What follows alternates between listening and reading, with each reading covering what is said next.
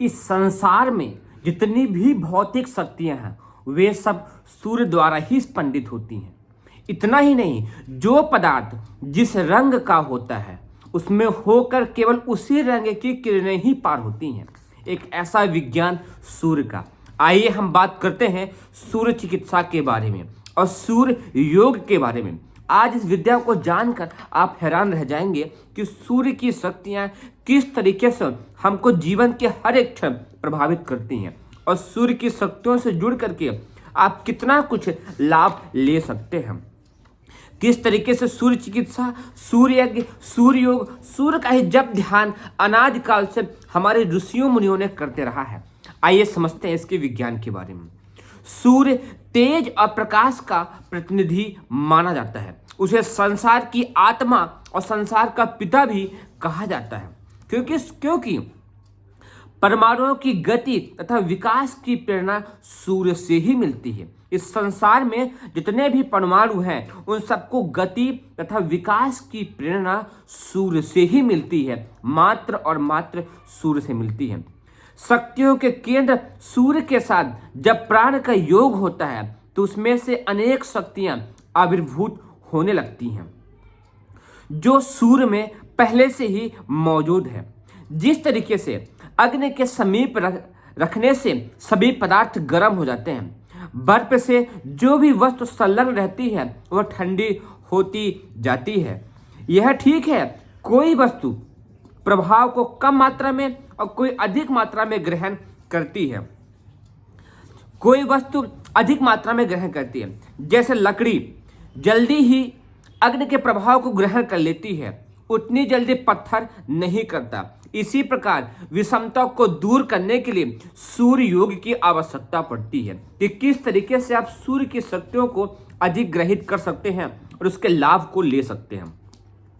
भगवान सूर्य की अनंत महिमामय शक्तियां सबके लिए खुली पड़ी हैं। जो व्यक्ति जितनी मात्रा में चाहे उन सूर्य की शक्तियों को अपने जीवन पर धारण कर सकता है, पर उनका उपयोग वे ही कर पाते हैं जो अपने आप को उस क्षमता से संपन्न कर लेते हैं जिसके द्वारा वह शक्तियां अपने में आने और चारों ओर फैलने लगती हैं। पर अपने घर के दरवाजे खिड़की बंद हो तो वो सूर्य की शक्तियां अंदर नहीं आ पाती हैं। उसी तरीके से सूर्य चिकित्सा के द्वारा, सूर्य योग के द्वारा, सूर्य जप के द्वारा हम सूर्य की शक्तियों को अपने अंदर ग्रहण करते हैं। इस संसार में जितनी भी भौतिक शक्तियां हैं वे सब सूर्य द्वारा ही स्पंदित होती हैं।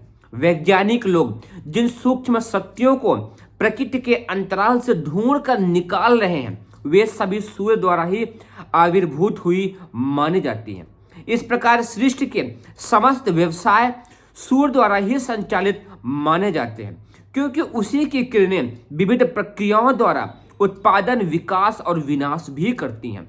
सूर्य की किरणें ही हैं जो संपूर्ण संसार का उत्पादन करती हैं, उसका विकास करती हैं और उसका विनाश भी करती हैं। सूर्य से संबंध होने पर मनुष्य उन सब वस्तुओं पर अधिकार कर लेता है। सूर्य से संबंध होने पर मनुष्य उन सब वस्तुओं पर अधिकार कर लेता है जो उसके मर्यादा क्षेत्र के अंतर्गत आती हैं। संसार की कोई भी वस्तु सूर्य मर्यादा से बाहर नहीं है, इसीलिए कोई भी वस्तु ऐसी नहीं है जो सूर्य द्वारा प्राप्त नहीं हो सकती है। मतलब सूर्य के द्वारा आप संसार के सभी व्यक्तियों पर उस पर अधिकार पा लेते हैं, उस पर कंट्रोल कर लेते हैं। एक ऐसा अद्भुत विज्ञान सूर्य योग।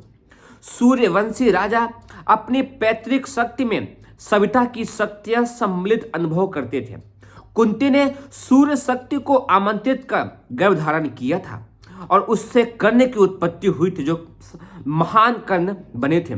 दशरथ का वह पुत्रेष्ठ यज्ञ जिसमें 4 दिव्य गुण संपन्न बालकों की उत्पत्ति हुई थी वह सूर्य यज्ञ ही था। यज्ञों में अग्नि को आहुति देना भी सूर्य को भोजन कराना ही है। यज्ञ में जो आप आहुति देते हैं उसमें भी आप सूर्य को ही भोजन कराते हैं। संतान, वृक्ष, वनस्पति, अन्न, पशु आदि का उत्पादन, आरोग्य, यह 2 बातें विशेष रूप से सूर्य से ही संबंधित हैं। जिनके लिए भगवान सूर्य नारायण का आश्रय ग्रहण करना सफलता का एक प्रबल आध्यात्मिक आधार माना जाता है। मतलब जो पुत्रेष्ठ यज्ञ भगवान जो हुआ था वह भी सूर्य यज्ञ ही था। सूर्य के द्वारा आप संसार के सभी पदार्थों पर, परमाणुओं पर अधिकार जमा लेते हैं। कुंती ने सूर्य की उपासना से ही महान करने की उत्पत्ति की थी। मतलब सूर्य की शक्तियां बड़ी ही अद्भुत, बड़ी ही बलशाली और सब कुछ प्रदान करने वाली हैं। रविवार का व्रत अपनी उपयोगिता के लिए बहुत ही अधिक प्रसिद्ध है। माताएं अपने संतान संबंधी विविध कामनाओं के लिए यह व्रत रखती हैं। गर्भ की पुष्टि एवं संतान की गर्भिणी रविवार को व्रत रखा करती हैं। बालकों की निरोगता, उनके अनिष्ट निवारण के लिए माताएं सूर्य की ही आराधना अनादिकाल से करती रही हैं।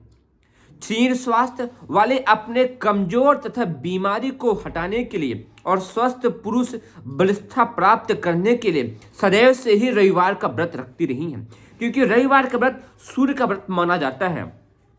तो आप सभी भी अपने सामर्थ्य के अनुसार रविवार को हो सके तो दिन भर जल पी करके, नहीं हो सकता है तो एक समय फल एक समय जल लेकर के, वो भी नहीं हो सकता है तो 2 टाइम फल लेकर के, वो भी नहीं हो सकता है तो फल सब्जियों के सहारे, वो भी नहीं हो सकता है तो दिन भर दूध या कोई ऐसा तरल पदार्थ लेकर भी कर सकते हैं, वो भी नहीं हो सकता है तो एक समय जल, 12 बजे तक जल और 12 बजे के बाद खिचड़ी रह करके कर सकते हैं। बहुत ही लाभकारी है।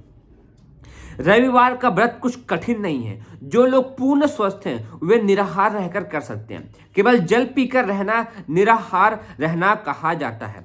दूध, दही, फल, साग सब्जी आदि पर रहना फलाहार है। जो निराहार या फलाहार पर नहीं रह सकते वे एक समय अन्न का बना हुआ भोजन, एक दाल, साग, दूध, दही के साथ भी रख सकते हैं।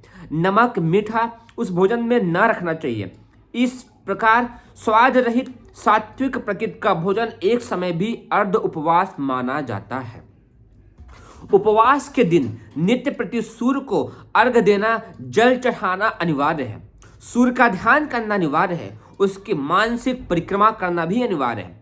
सूर्य नमस्कार करना, ओम सूर्याय नमः मंत्र का जाप करना सूर्य उपासना के साधारण उपक्रम है। इन्हें हर कोई आसानी के साथ प्रतिदिन भी कर सकता है। सूर्य स्नान कैसे करें? सूर्य धूप में सिर ढककर नंगे शरीर लेटना रोगों के निवारण के लिए बहुत ही अच्छा उपचार है। जिससे ना हो सके कुछ कपड़े पहन सकते हैं, कम से कम कपड़े। इससे क्षय तक चला जाता है। एक क्षय की बहुत खराब बीमारी होती है, सूर्य का सेवन करने से वो क्षय भी खत्म हो जाता है। धूप में रखकर गर्म किया हुआ जल स्नान करने के लिए एक उपयोगी औषधि के समान माना जाता है। वस्त्रों को धोकर धूप में सुखाना उसकी शुद्धि का एक बहुत ही बहुमूल्य तरीका है। कहते हैं जिन घरों में धूप पहुंचती है उनमें डॉक्टर कभी नहीं पहुंचते। डॉक्टर न पहुंचने का अर्थ है रोग का ना पहुंचना। भगवान भास्कर की किरणों में रोग कीटाणुओं को नाश करने की अद्भुत शक्ति है।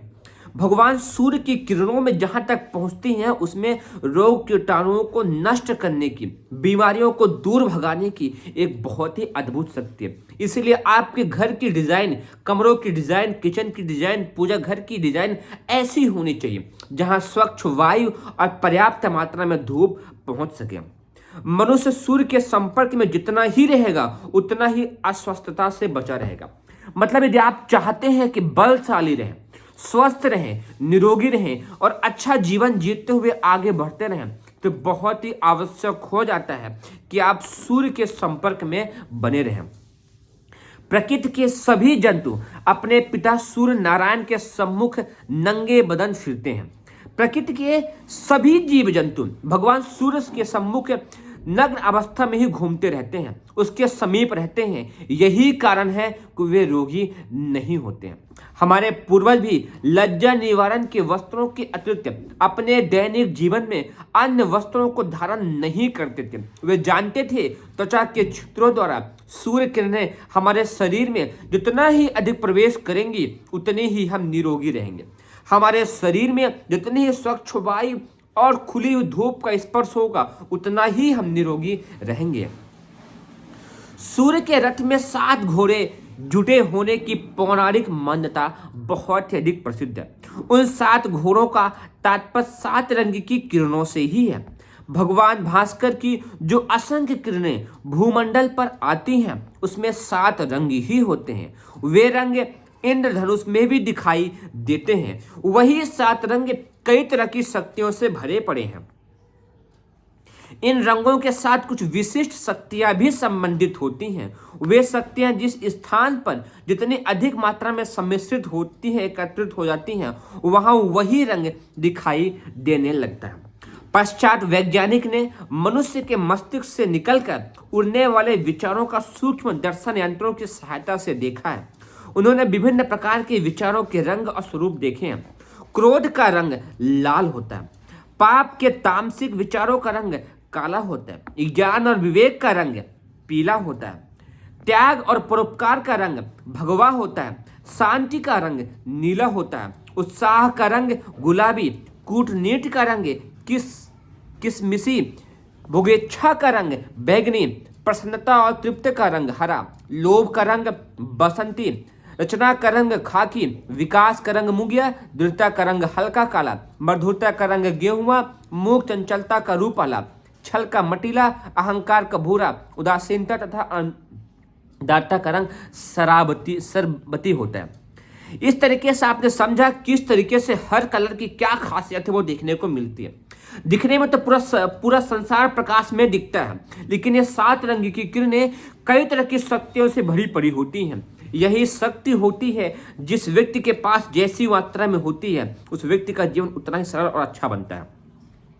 जो पदार्थ जिस रंग का होता है उसमें होकर केवल उसी रंग की किरणें पार होती हैं। अर्थात ये इस पीले रंग का है तो इसमें वही रंग की किरणें प्राप्त होंगी जो पीली किरणें हैं। और पीले रंग का गुण क्या है? कहां गए?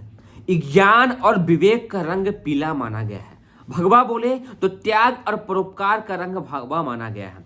अर्थात यदि आप पीले रंग के वस्त्रों का इस्तेमाल करते हैं तो आपके अंदर एक ज्ञान आएगा, विवेक आएगा, त्याग आएगा, उपकार की भावना आएगी।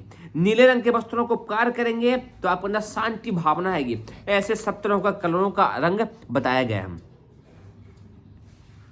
प्रसन्नता और तृप्ति का रंग हरा बताया गया है। लोभ का रंग बसंती बताया गया है। तो उम्मीद करता हूं आप लोगों को बहुत अच्छा समझ में आ रहा होगा।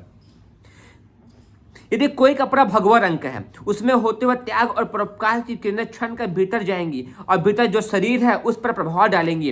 इसलिए सूर्य योगी अपने आहार विहार में रंगों का विशेष रूप पर ध्यान रखते थे, क्योंकि जैसा आहार, जैसा भोजन, जैसे कपड़े, जैसा वातावरण होगा उस तरह की किरणें हमारे अंदर जाएंगी।